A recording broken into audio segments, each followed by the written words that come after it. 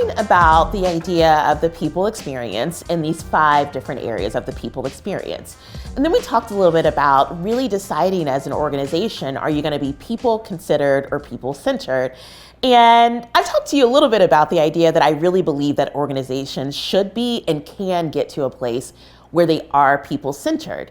And then that led us talking to a bit of a conversation about what that means when you are a people-centered organization, but you only focus on one area and how that leads into the fragmentation trap. So the other trap that I would tell you that I don't think a lot of folks are actually talking about just yet is that there is this idea that I have and that I've seen and continue to observe that yesterday's tools don't work for the organizations that we're trying to build. Let me give you a little bit more context. So say you've considered or say you've decided that you're going to be a people-centered organization. And you also recognize that means I can't just transform one part of the people experience. I've got to transform them out. So you go out, you build a plan where you're like, okay, our leaders are going to get training, our executive team is going to get aligned, our CEO is going to get coaching, our staff is going to get training. We're going to really lean in and transform our business for the better. Great. So you go out and you're like, now I need to look for tools. And you go out and you decide, you know what, we're going to use this framework. Let's take one. Let's take the feedback sandwich framework. If you've never heard of this, let me give you a quick synopsis of what the feedback sandwich is. The feedback sandwich says something like this. It says, you know what, you're an amazing person on the team.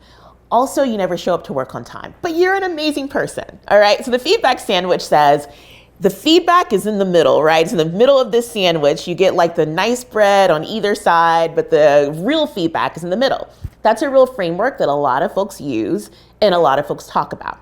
Now, I'm not going to give you my opinions about that actual model today, but what I want to talk to you about is anytime you pick up any model or framework, whether it's the feedback sandwich, it is a decision-making framework, it is a framework for how we collaborate better, what happens is those tools were designed for people-considered organizations. So they don't take into effect or they don't take into context what happens when we're looking at the complexity of giving feedback. So for example, people say, train you on the feedback sandwich, and then everyone should be able to do it. But that doesn't take into account how people receive feedback in reality, the complexity of work and time. When should you use the feedback sandwich tool? When is it not a good time to actually give someone that sort of feedback or use that tool? When should you use a different tool? How does everyone receive and hear feedback? Different styles of communication, different ways of working come into play.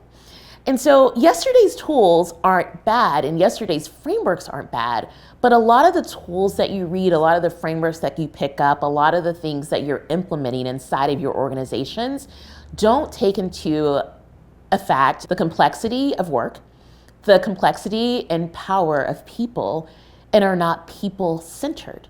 And so then when you're wondering why the framework or the tool doesn't work, it's because you haven't considered people in it. Now, I'm not saying to all those folks who are like, I wrote that framework and I'm watching this video now. I'm not saying those frameworks are bad, but I'm also saying that if we look at where organizations are today and where they're going, the tool needs an evolution. And we can't always wait on whoever invented the tool or created it 10, 20, 30, 40 years ago to evolve it. We can evolve it for ourselves. But it starts with us recognizing that the tools of yesterday are people considered. And if you want to build a people-centered business, you also have to think about how your tools and frameworks need to evolve, not just to meet the moment, but to meet your people.